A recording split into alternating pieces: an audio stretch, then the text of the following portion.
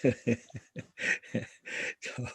so hi, you guys. Hi, everyone. Here today with my buddy Daniel Aaron, and Daniel and I we go back to at least 20 years, uh, and maybe I don't know into the 90s or not. I started hanging out with Paul in the 90s, so but we Daniel and I share a teacher. We had it for a number of years. We had same teacher, and then we reconnected again years later in Bali, and have been kind of, our lives have been weaving together, hey, over the years, and here we are, older men. With hopefully something to share today.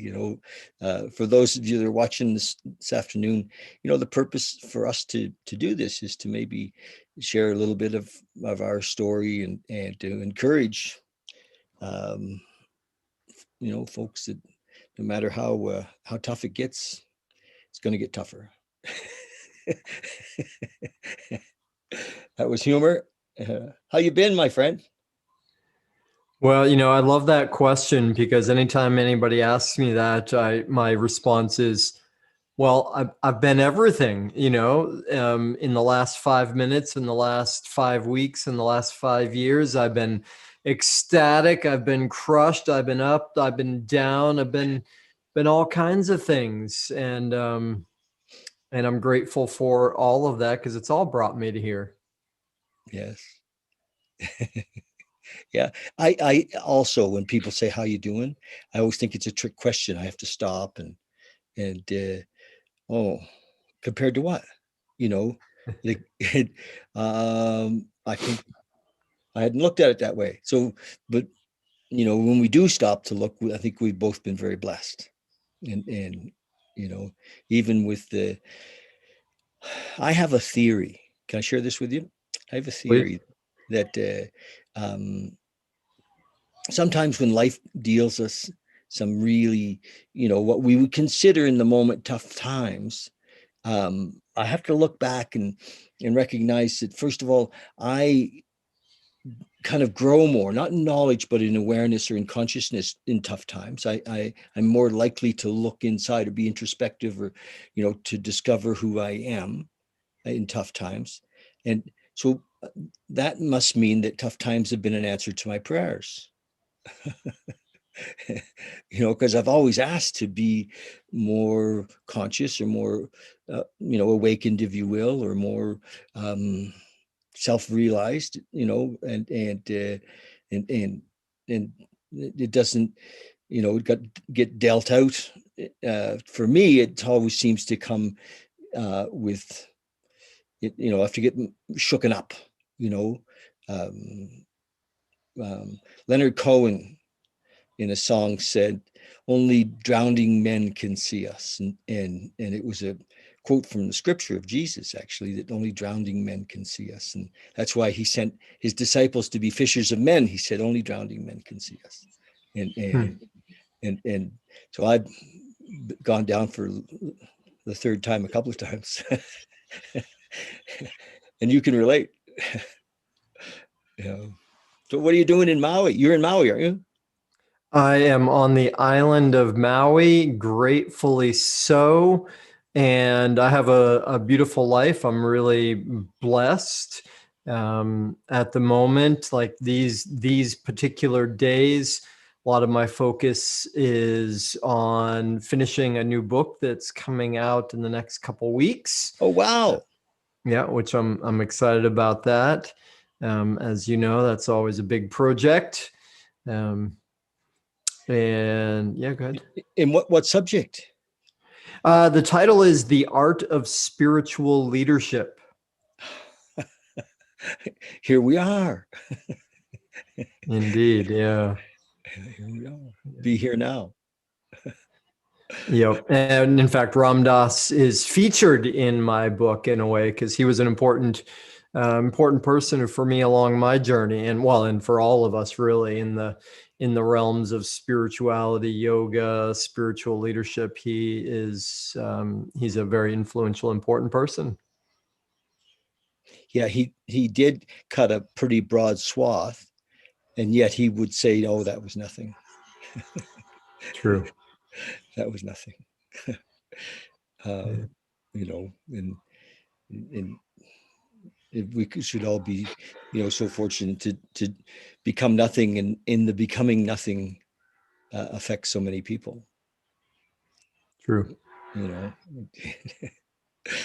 yeah. Well, good for you. So tell me the title again.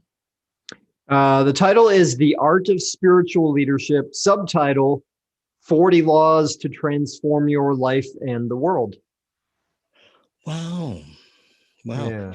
Is it going to go to print, or is it going to be predominantly online, or how are you going to read it and we can buy like, can we get it on Audible?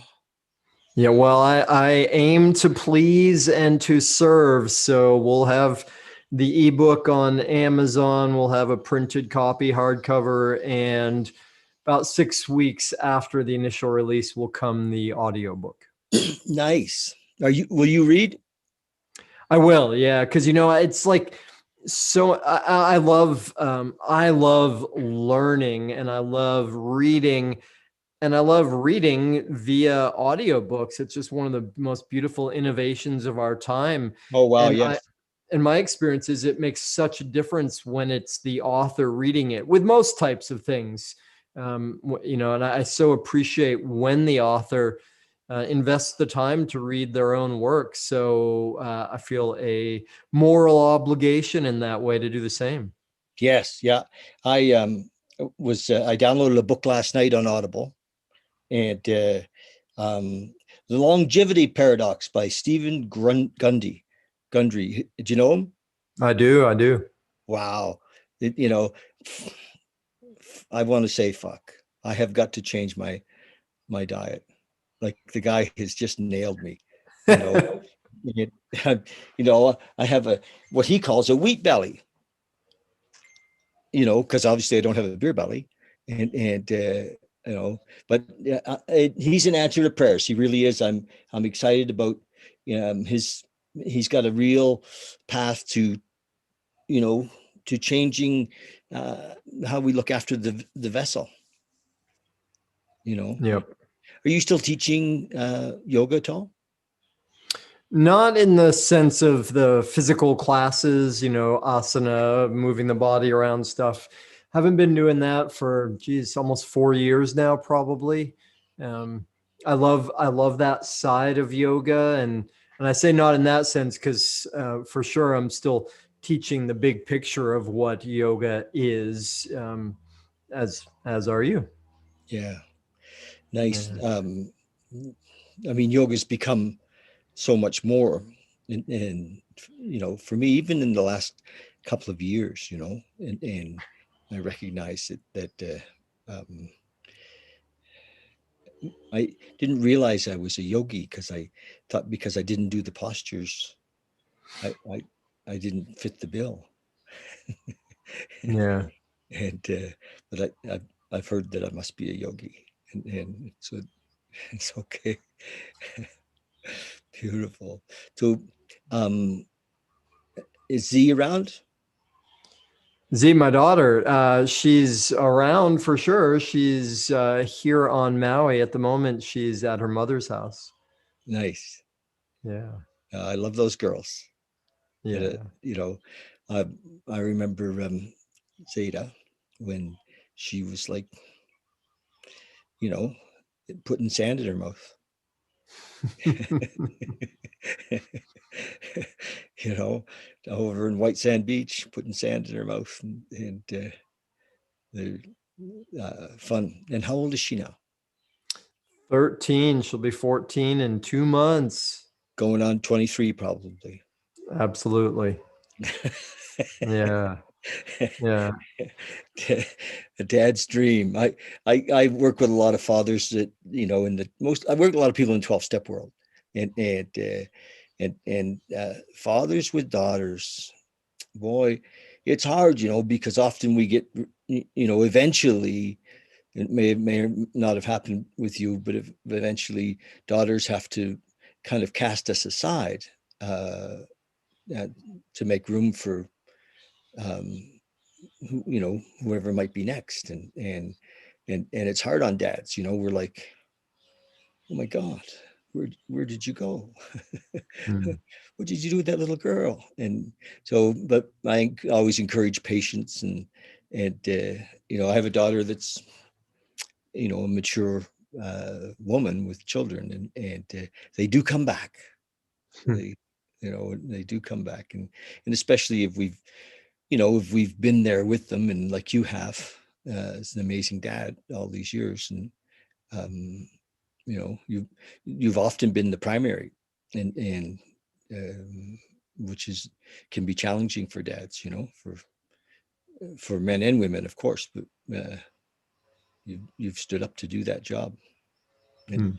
traveled with her all over the world, and, East Coast. Didn't you guys spend some time were you in Maine?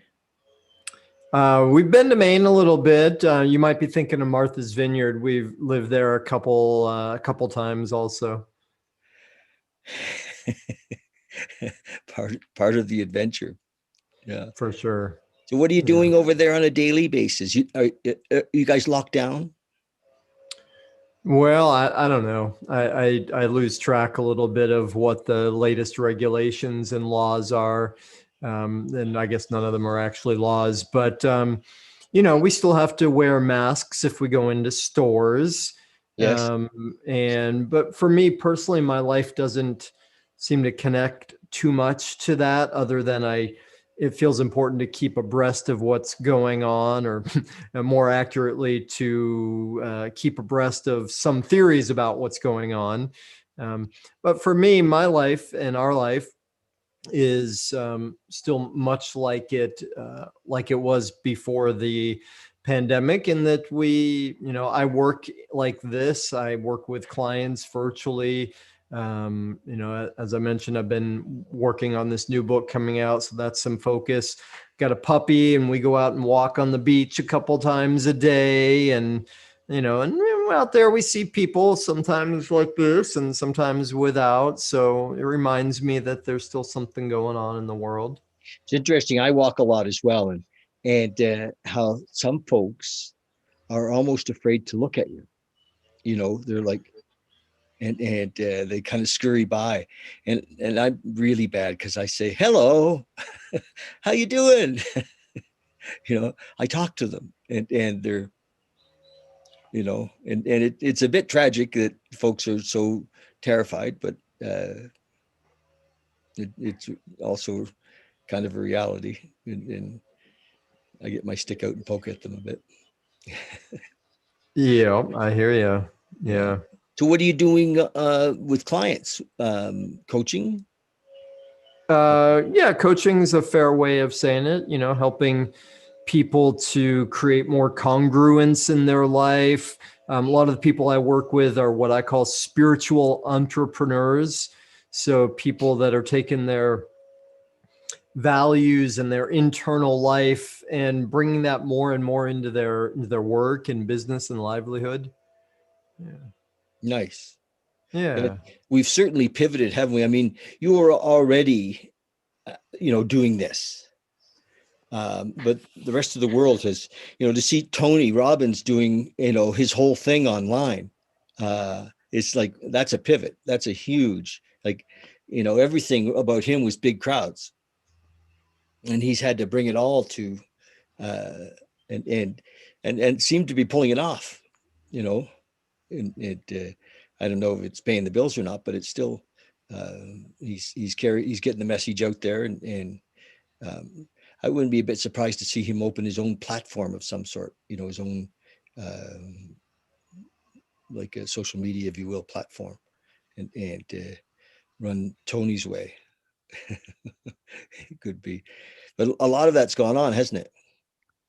Yeah, well, that's been I think one of the beautiful surprise silver linings of our inability to meet each other in person and gather in groups, which has been such an important thing for us over many years, is it has really shifted people into saying, okay, well, we still have this need, both the need to serve and the need to come together and uplift, like that meaning of the word satsang, gathering of people in the name of truth. So it's pushed people to innovate and do things they wouldn't do otherwise because they're used to doing it the old way. And yeah, from Tony to so many others, it's sparked them to work in ways that, and one of the benefits is it's lowered the cost. It's made it more accessible for so many people. Totally. Yeah, it's Yeah. been beautiful. I do a video every day, a morning video, and it's you know David, first of all, usually with a 10-minute chat about lots of things: acceptance, love, daily practices I did today. Last week I was did a lot on suicide and shame, and so it's just whatever's going on. Really, I had lost a friend 10 days ago to suicide, Hmm. and I had a lot of stuff wanted to come out around that, and then I do a reading from a little book that's based in the 12-step world. It's called the 24-hour day book, which has been around since the 50s. Hmm. It's kind of a fun older book that's a little bit sometimes a little racist. I have to rewrite as we go because of course in the 50s they didn't know they were racist, and certainly um, male or centered, and so I do change some words to we, and but I read that every day, and I have since the 1st of May, so I haven't missed a day doing Hmm. this video every day, and then we meditate. And I don't call it meditating. I call it sitting. We sit, because sometimes with a lot of the people, especially in the 12-step world, as soon as I say meditate, they're like, can't do that. You know, do you know what I mean? And so I've just simplified it. We sit, and maybe a little, I use the word contemplation, watching the thoughts, I bring them in with the breath. And so it's the same. I just, you know, and sometimes I laugh and say, tricked you. We meditated. Hmm. Nice. And but I enjoy doing that. When I started in the 1st of May, things were really shut down, and a lot of people were, and I just thought, well, I'll do something for a little while to lift people on a daily basis. And now we're like 9 months into it, and yeah, and you know, I do it live on Facebook, and then I put it on YouTube after, and it's just uh, something that I like to do. And Monday nights I have a meditation group that we meet, but just on Zoom. I used to broadcast it live, but people didn't like to be on Zoom and have it actually being shown, to the world. So it's a closed meditation group on Monday nights, and it's open to anybody, but it's closed in the sense of, yeah. And then these interviews I'm really enjoying doing. So have you got a house on the beach? Are you close to the beach? Well, I can see it, and it's about a 4-minute drive. So it's such a blessing um, to be able to just get out and walk on the sand and get in the water. And these days, it's whale season for us here. So this it's not exactly a bay when I look out the window here, but there's a few different islands right in this area, and so there's this area, this a marine space between these islands, and the whales like to come in there and play and breach and swim around, and um, And it's yeah eat. it's I'm sure they're eating. I would guess there's some eating involved in their life. They Indeed they so. like eating. They're big Yeah. eaters. And there must be Yeah. fish in there, food in there, to be bringing them in. Well, that sounds like a lot of fun. Maui sounds like a great place to have landed. Yeah, I feel very lucky for it. And it's one of those great lessons in life too, because I really didn't want to live here, didn't want to be here. I've visited here many times over the years, but then, sometimes there's a higher calling for something, and that gives a purpose to it, and that's transformed it for me. like like your daughter, and Yeah, right, yeah, and Ashley. Uh, how is Ashley? she's great. She's just some weeks away from having a new baby. No, It's that's true. awesome. Wow. Yeah. That's beautiful. Well, you're going to Yeah. be the godfather un- unofficially. Even although my first wife became godmother to my son by my second wife, like officially. And, Okay. when they wanted to do a ceremony um, and yeah, that my second wife had kind of a Catholic upbringing, and they wanted to have godparents, and I thought, well, who do I know that's going to be involved in his life forever?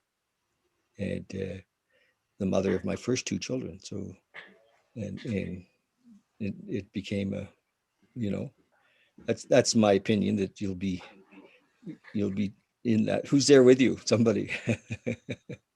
Do you have somebody in the room? Uh, I have a dog in the room. That's Oh, about it. oh, I know. I was just watching it. It looked like you were smiling at somebody with this conversation, and I imagined you had somebody there for a minute. And No, just smiling at what you're saying. nice.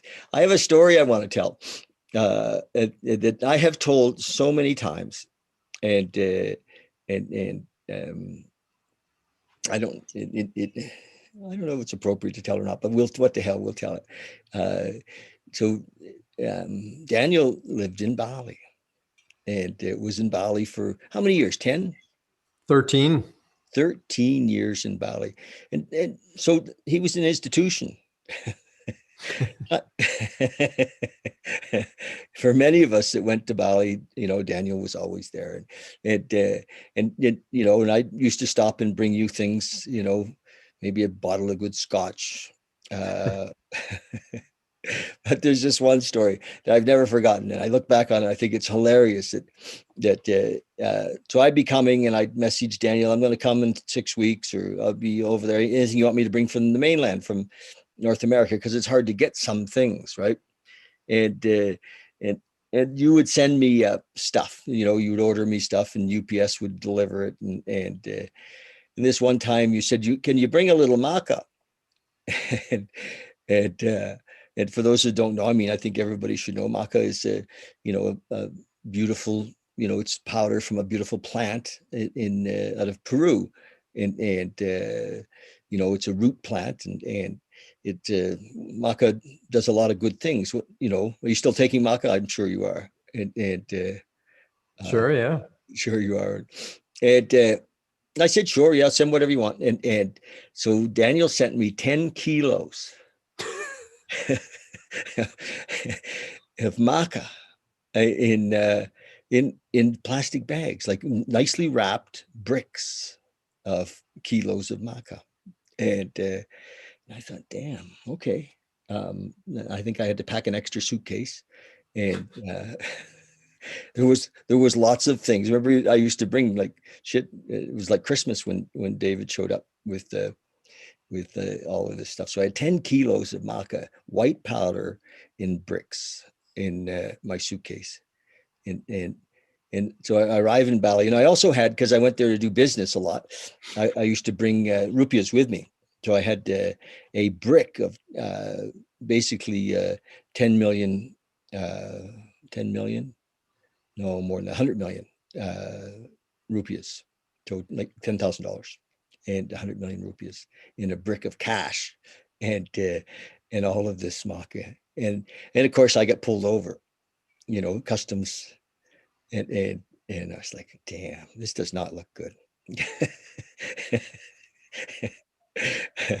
and but I mean, it really was maca. And the poor guys, the customs guys, they didn't know what to do really with me, because uh, I pulled out a business card. I showed them who I was. I told them who I knew, which was lots of people that were well known in Bali, and I was there in business. And I explained everything, but it was when you think of it, here we are going into a country in Southeast Asia carrying these 10 kilos of white powder.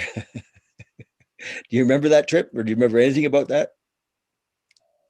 I do. I remember that you so kindly brought me things many times, and I had so many of those experiences of going through customs with things that looked more exciting than they really were at first glance.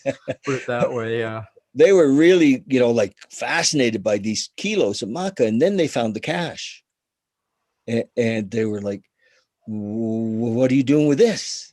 You know, and they were really concerned for my safety. And somebody might rob me, and I said, well, actually, no, nobody knows I have this.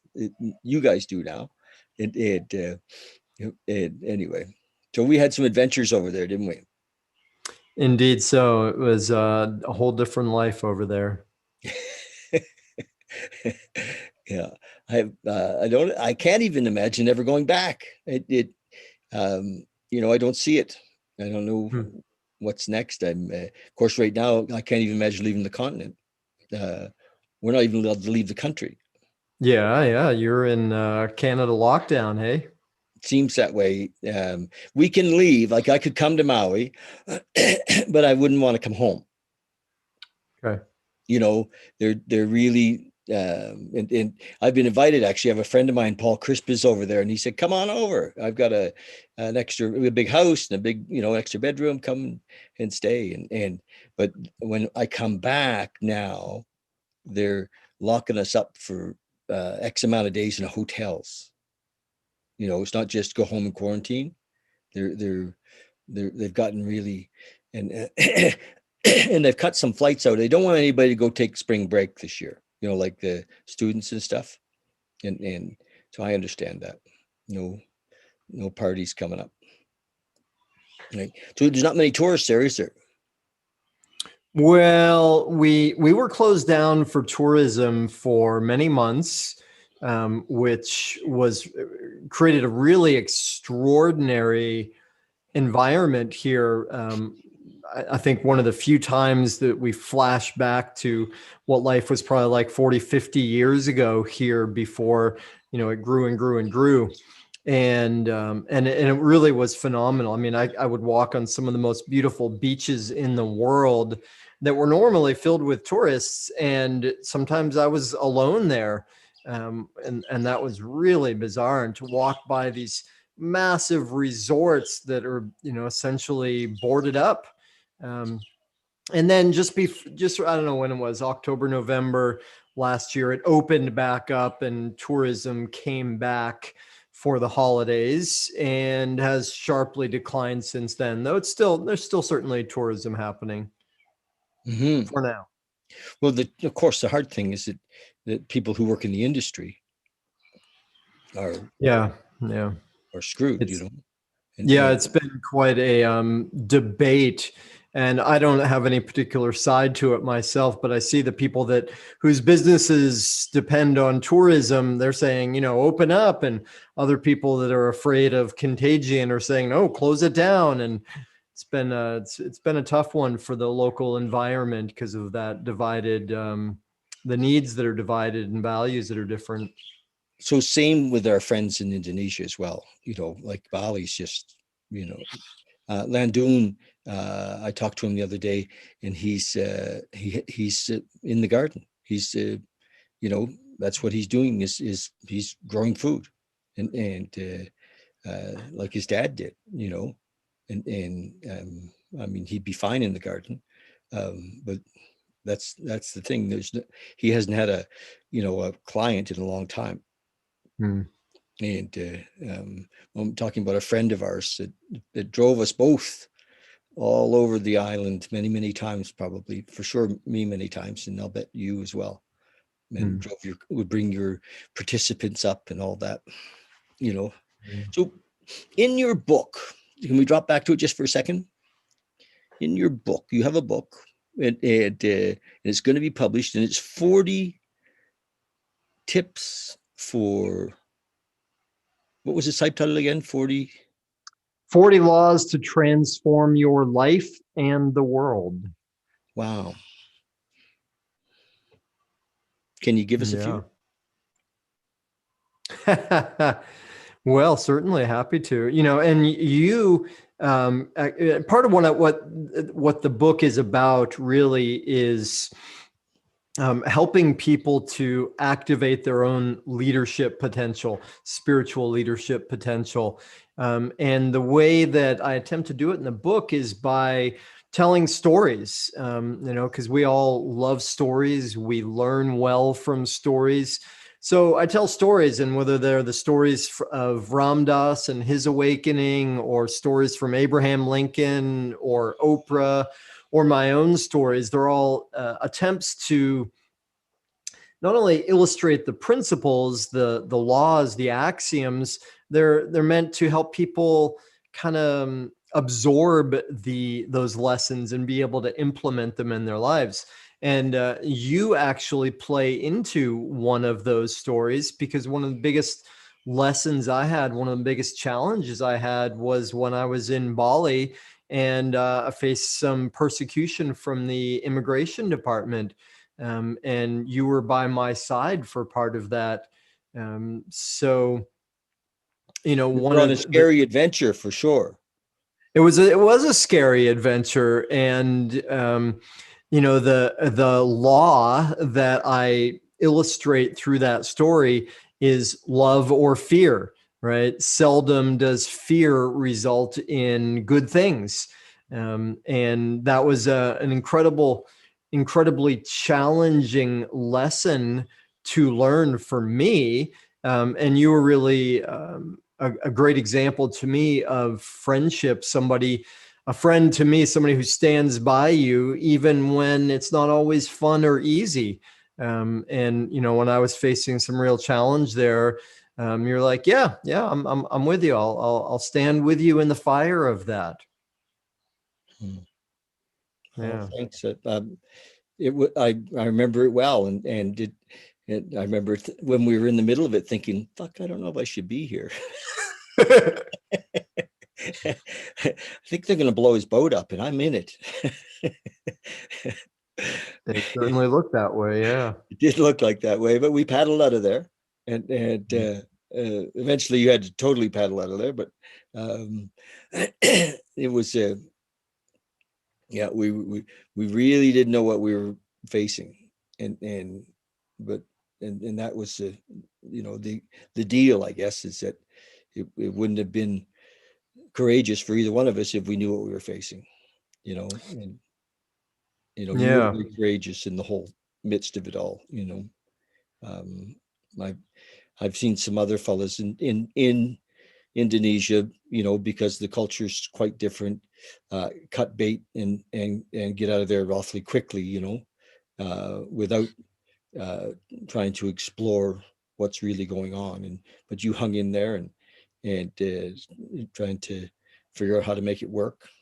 Uh, I'm sure, and eventually it just, you know, they God bless them.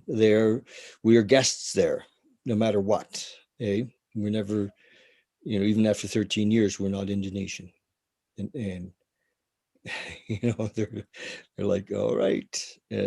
So, and that was something I recognized early in the deal, is that we were never going to be Balinese.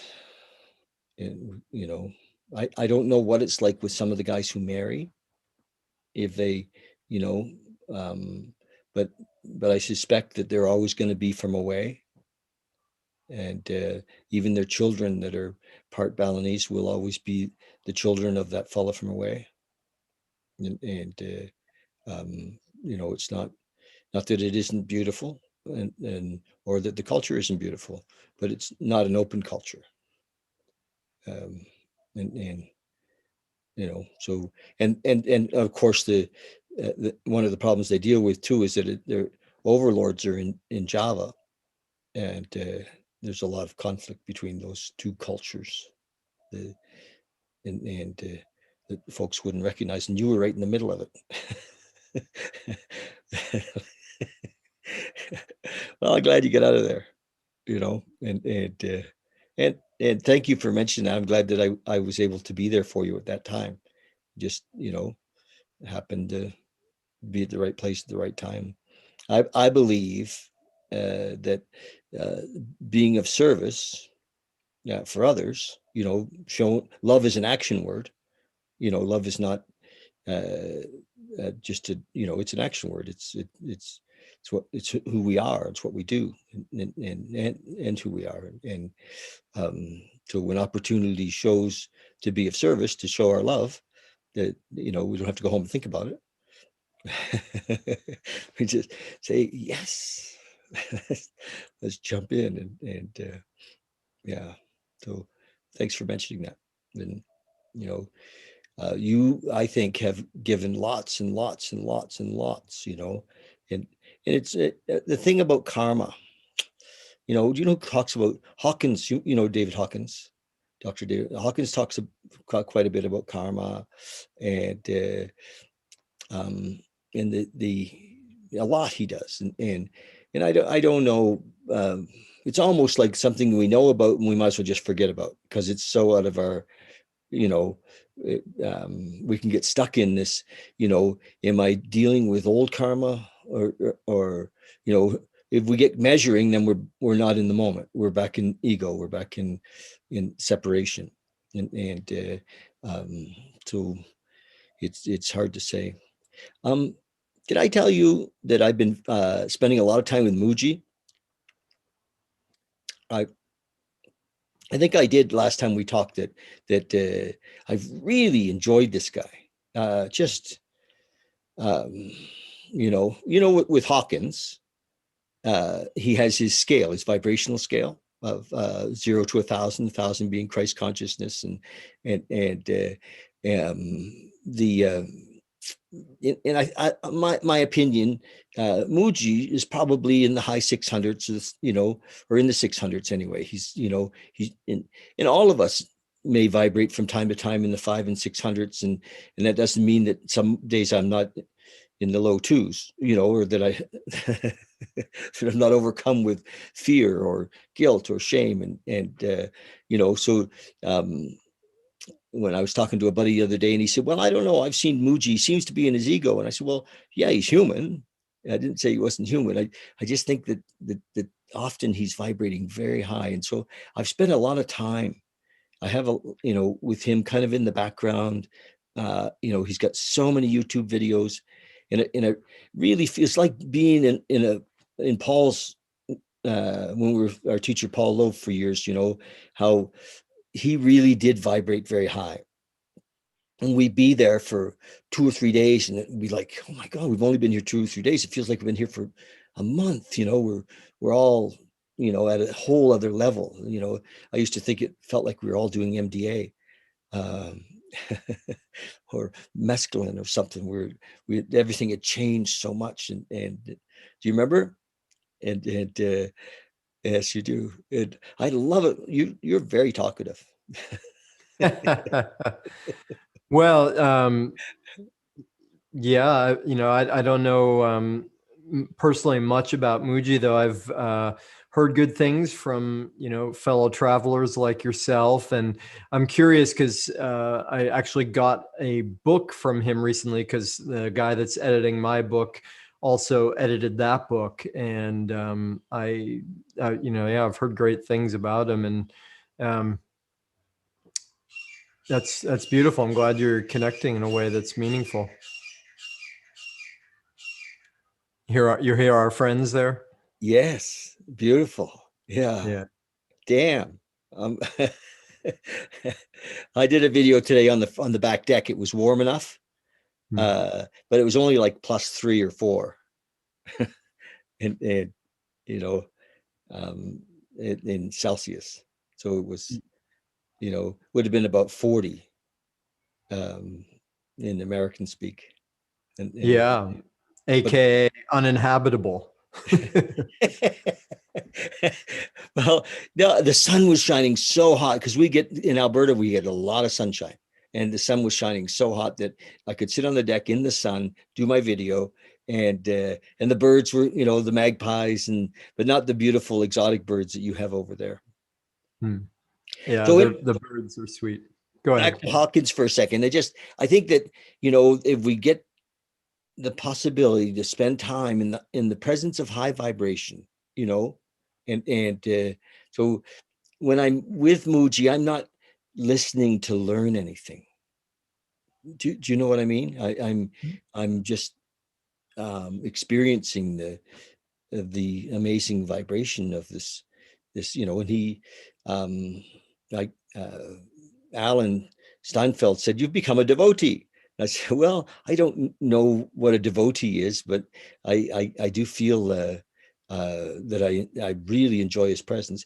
But you know, I've listened to hours and hours and hours of Ram Dass as well, maybe, you know, hundreds of hours of Ram Dass and his videos. I can tell his stories. I do sometimes tell his stories, Mm. you know, and Alan Watts, yes, and Eckhart, you know. I even give Russell a little go once in a while. Russell Brand, you know, they're all on the social media, and I, you know, plug in to see what he's saying. And have you Mhm. read any Brené Brown? Have I? Yeah, I think I've read all of her books some multiple times. Isn't she great? Amazing. Yes, like I've just kind of discovered her recently, and gave me a whole new look at shame that Hmm. that I didn't, you know. I kind of boohooed shame. I was ashamed of shame. Hmm. and, and do you know what I mean? I had kind Sure. of said, you know, yeah, what do you mean shame? You know, and to listen to her share. I got her books, you know, and I've listened to some of her podcasts, and to listen to her share is she's beautiful. And yeah, she also, I think, you know, has makes no bones about the fact that she's 12 step as well, and you know, and that she's gotten a lot of common sense spirituality from that program. And Hmm. and, uh, and you know, anyway, yeah, Brené Brown, baby, she's the one. So it's funny, we have a lot of the same teachers over the years, isn't it? Yeah. Well, we're very lucky in the era we live in to be able to connect to such amazing teachers. It's a great blessing. Honestly, I share that all the time. I talk almost every morning. I talk about those people we just spoke of, and I encourage people to go and spend time with, you know, Brené Brown, spend time with some of the you know, the amazing teachers that we just talked to. and Yeah. and uh, and it's when I say Ram Dass, you know, everybody thinks, oh, it must be some Indian guy, and you know, no, he's a Jewish boy from New York who woke up, you know, and you know, Harvard professor, and all of that. So it, it's kind of, he has a real interesting story about how he got to, you know, the Timothy Leary, and they just couldn't do enough acid, so he had to find the real thing, and Yeah. and so he did. So what have you wanted to share before we um oh, my phone died. I have a new Apple phone. My kids bought me a new Apple phone. uh it Last night I forgot to put it on the little charger, and and so it just um so I have no idea how long we've been talking. What did you? Well, we've been talking the perfect amount of time, and I do need to go in a couple moments. Though, let's wrap it up well. What would be a good conclusion for you and your viewers? I'd like you to share. So, you know, maybe one of the lessons that came out of the last 5 years that set you on a new foundation. You know, you're clearly on a new foundation, and you're, you know, it's, you know, and your old foundation really got shook, I think, you know, and so your roots had to go deeper, and find, you know, real ground, and bedrock. And so can you, I mean, I made all that up, but can you share, if any of that's true, what you know, what you found? Yeah, sure. Okay, thank you. Well, just to fill in a little bit, because that might sound strange for people that don't know anything about what we're speaking. Um, I went from almost overnight living in Bali to overnight. And then I'll just say this in the kind of old way of looking at it. I went from overnight losing my job, my home, country of residence, my reputation, my income, my money, my marriage. Those are all pretty big things. And essentially overnight, it was all gone. I forgot about Um, the marriage. yeah, it was all wrapped up in it in one. And as much work as I have done over the years in personal and spiritual development, it still sucked. It Yeah. was really hard, and to be suddenly living with, at the time, my 11-year-old, 10-year-old daughter, and here we are in North America with a suitcase, and for her, the worst thing of all was we lost our dog overnight. She had to stay in Bali. And part of what I got from that, so many beautiful lessons came out of it. And some of the biggest ones was just how much I appreciate the opportunity to serve other people. Right. And I did have a great foundation, and I was sort of an institution over in Bali, from my center to the trainings.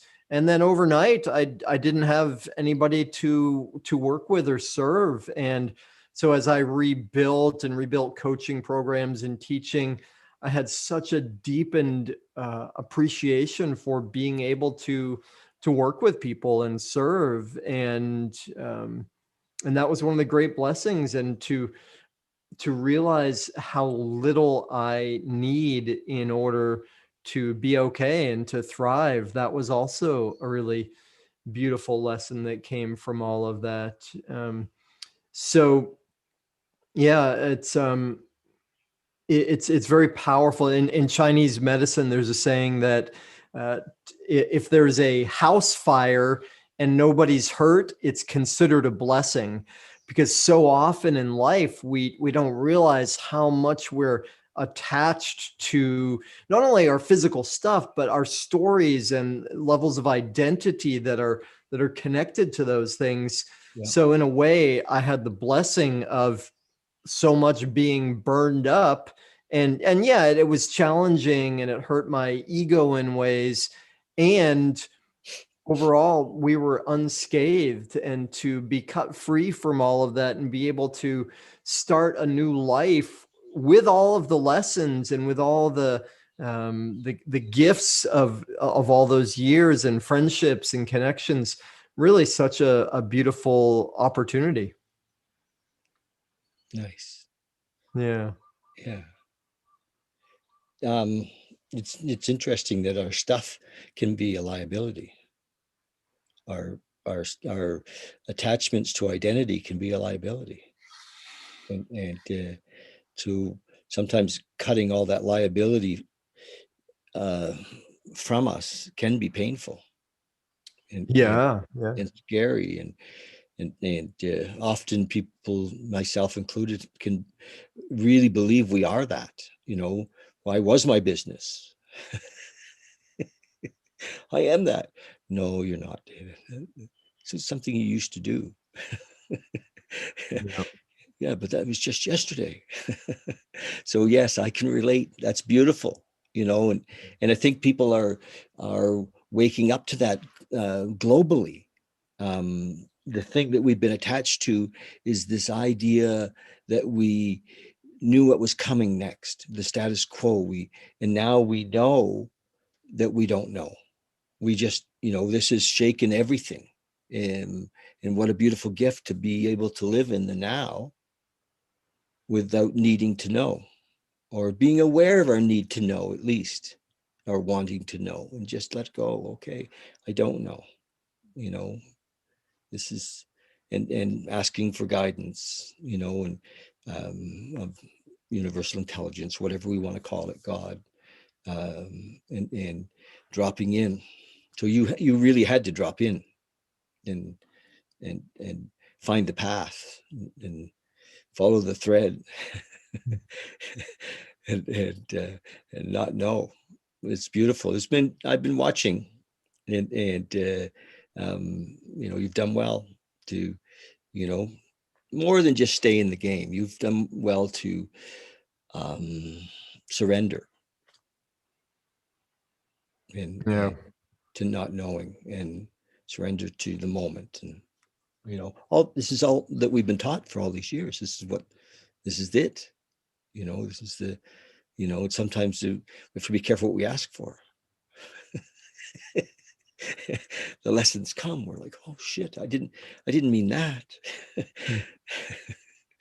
uh, Mm. be- Beautiful. Thank you for sharing all of that, and for trusting, having the faith to innately knowing that everything was unfolding as it should, and now to be able to give this back in the form of your book. I look forward to you. Do you have a link yet or anything that we can put up about the book that you can send to me? Nothing we could put up, though. If anyone's interested, even in being part of my book launch crew, can send me an email, danial@danialaaron.com. Well, I want to be part of your book launch crew. Excellent. Well, and then you shall be, and I appreciate that. And I have a reasonably big audience. I'd love to share it with uh, you know uh, my friends, and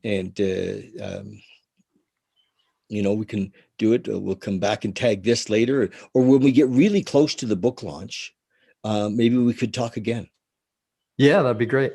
That would be awesome, and share that again. And so, love you. Thank you. Likewise. Thank you, my friend. And love to Ashley and Zeta. Indeed, I shall pass it on. Please, yeah, tell them I Yeah. was asking about them both and that I care for them. Yeah, cool. And, okay, my friend. All right. Thank you, David. Thank you.